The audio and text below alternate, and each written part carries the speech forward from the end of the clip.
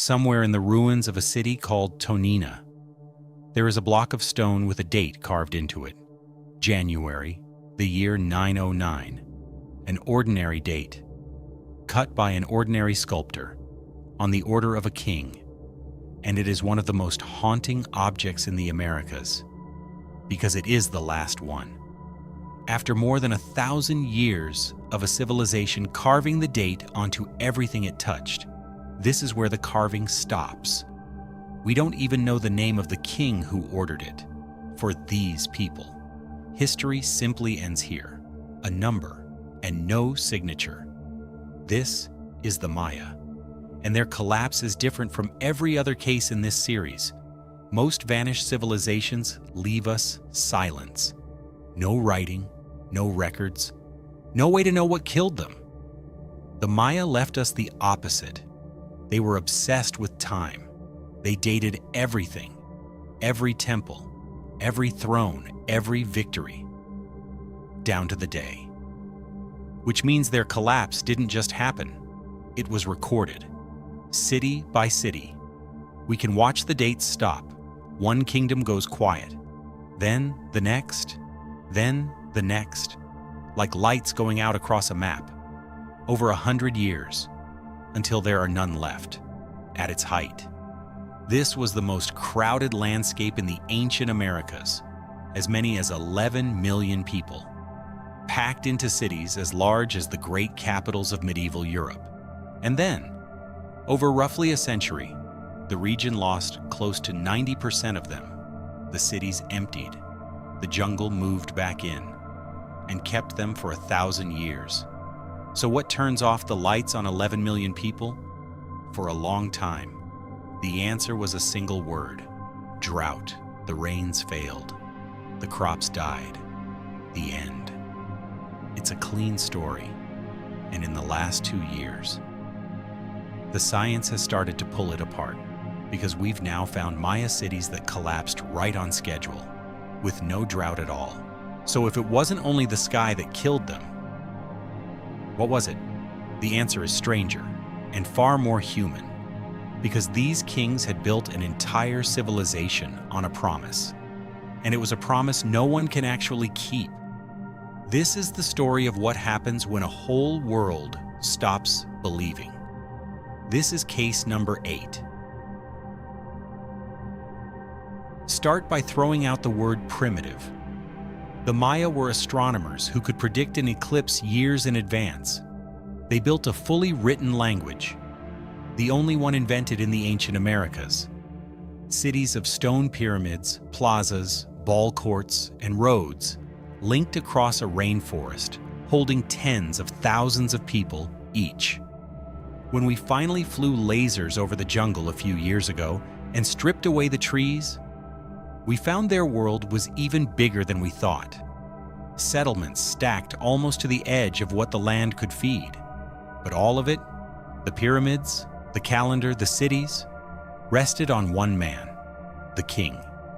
In their language, the Kuhul Ajau, the Holy Lord. He was not just a ruler, he was the hinge between the people and the gods. His body was the instrument that kept the cosmos in balance. He bled himself in public rituals. He danced the ceremonies. He read the sky. And his single most important job, the one everything else depended on, was to bring the rain. Because here is the trap the Maya were built into. Across much of their heartland, there were no great rivers. There was a wet season, and then 4 or 5 months of hard dry, every year. Surviving that dry season meant storing water in enormous reservoirs, and the biggest reservoirs sat right next to the palaces. The king didn't just rule the water, he was the water. Control the reservoir, and you control who drinks. So the deal at the heart of Maya life was simple, and it was total. The farmer handed up his tribute: cacao beans, which were literally money, woven cotton cloth, and days of his own labor, hauling stone to build the king's temples ever higher. In one throne room at Bonampak, painters recorded a single tribute payment, a bundle marked by the standard reading, at 40,000 cacao beans. And in return for the beans, the cloth, and the sweat, the king performed the rites that kept the gods fed and the rain coming. Feed me, build my temples, believe in me, and I will keep the sky on your side. Now, why would anyone believe a deal like that? Because for 200 years, it worked. The Maya rose during an unusually wet stretch of centuries. The rains came, the reservoirs filled, the harvests were good. To a farmer who had never once seen the sky fail, the king's magic wasn't a story. It was just the obvious truth. You paid the Holy Lord, and it rained.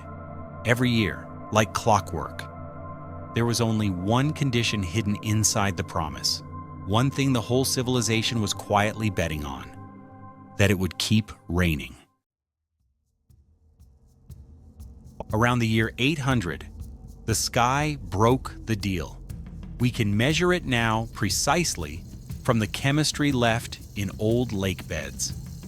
Over the collapse, rainfall across the Maya lowlands fell by somewhere between 40 and 50%, and in the worst episodes, by as much as 70. This wasn't one bad year. It came in waves, decades apart, each one longer and meaner than a farmer could remember.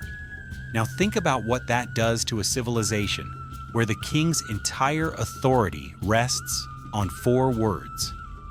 I bring the rain. The reservoirs he controlled began to drop. The harvests he was owed tribute against began to fail.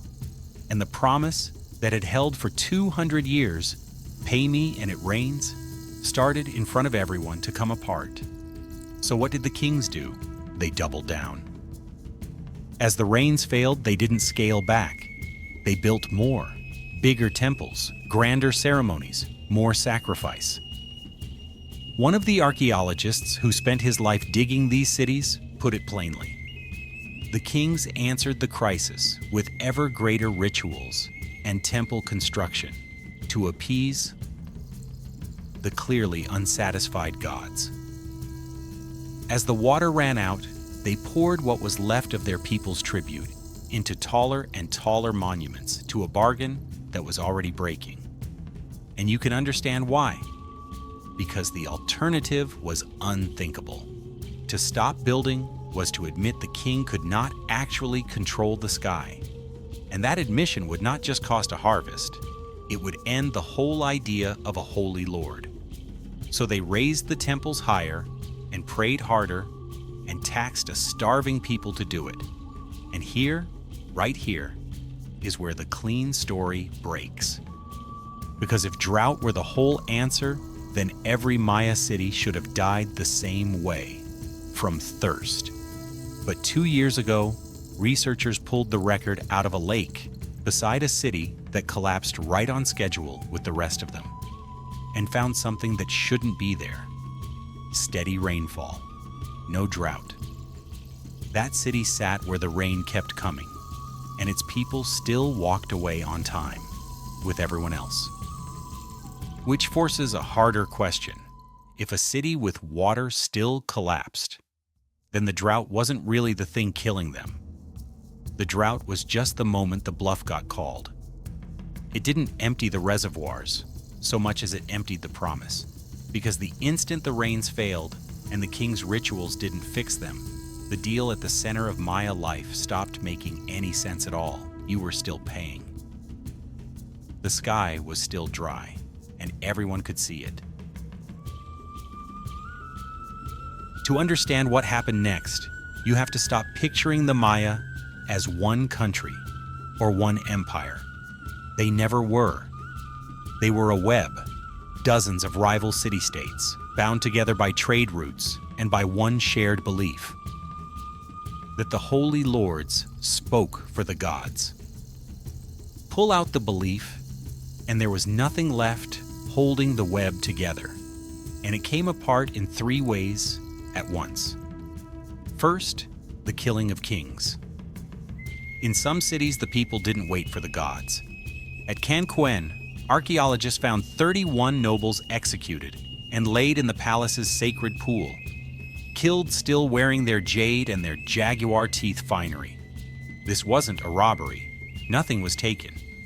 This was the deliberate destruction of a royal family. At Piedras Negras, the great stone throne was smashed to pieces, and the faces and names of the kings were chiseled off their own monuments, carefully, selectively, by people who could read. They weren't vandals, destroying art they didn't understand. They were erasing kings, and they knew exactly which carvings to target. Second, the money left. The Maya economy had run on trade routes that flowed inland through the great cities, past the god kings who taxed them. As the crisis deepened, that trade slipped away to the coast. Merchants and seagoing canoes running goods around the edge of the peninsula, bypassing the inland kings entirely. The economy fired the holy lords before the people did. But the third way is the one that actually emptied the cities, and it was the quietest. Most people didn't riot. They didn't smash a single throne. They just left. Household by household, family by family, they gathered what they could carry and walked toward the coast, toward the north, where cities still stood. Anywhere the old promise didn't have to be paid. Picture one family. The grandfather helped haul the stone that built the great temple. The father spent his life paying the tribute, beans, cloth, days of labor.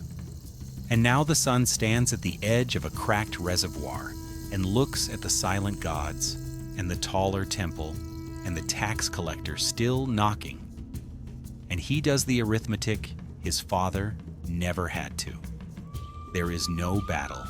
There is no announcement. One ordinary morning, they simply pick up their children and walk into the trees. Now multiply that by millions. That is what the dying clock is actually counting.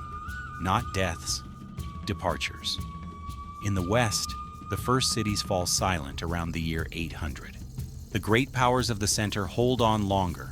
Tikal carves its last date in 869, Karakol in 884, and then even they go quiet, until only a handful of stragglers are left, scratching out their final dates, down to Toniná, in January of 909, and a king whose name no one bothered to record. And here is the detail that tells you what really died. For a while, ordinary people kept living right there, in the abandoned royal cities, squatting in the ruins, running their own small household rituals, in the shadow of temples with no king left to fill them.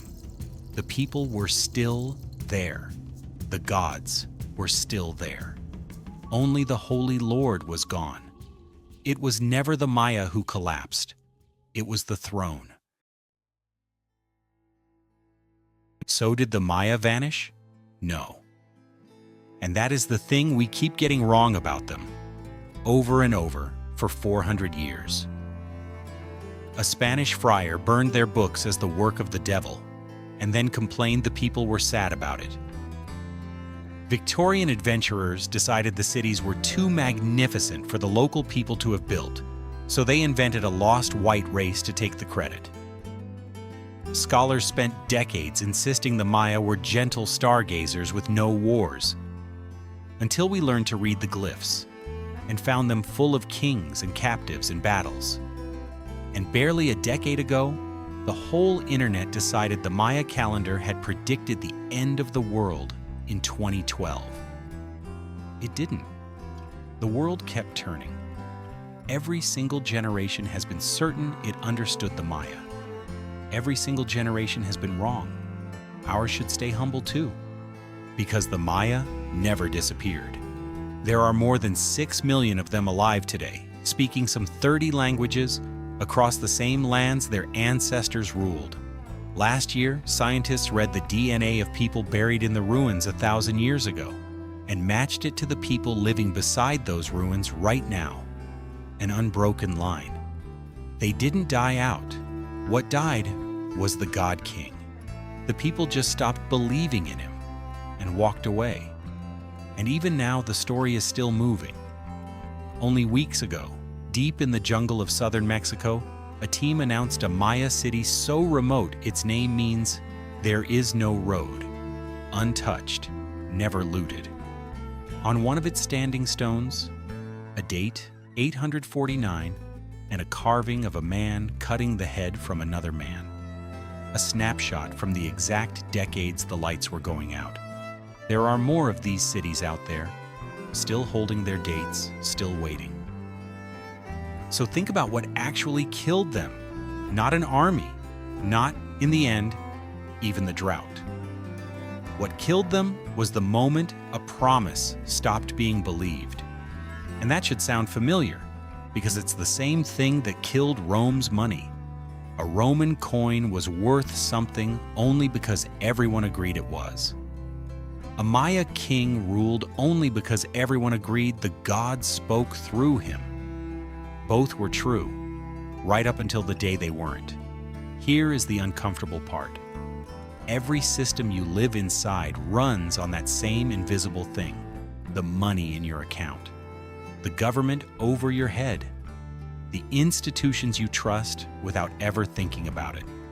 None of it is held up by stone or by gold. It is held up by belief. Millions of strangers agreeing at the same moment that it's real. The Maya kings learned the hard way that you can rule the sky, right up until the day people look up, see the drought, and stop paying. So the question isn't really whether it could happen to us. It's whether we'd notice the moment the belief started to drain, or whether we'd just keep building taller temples. I'm Cole. This was case number 8. The investigation continues.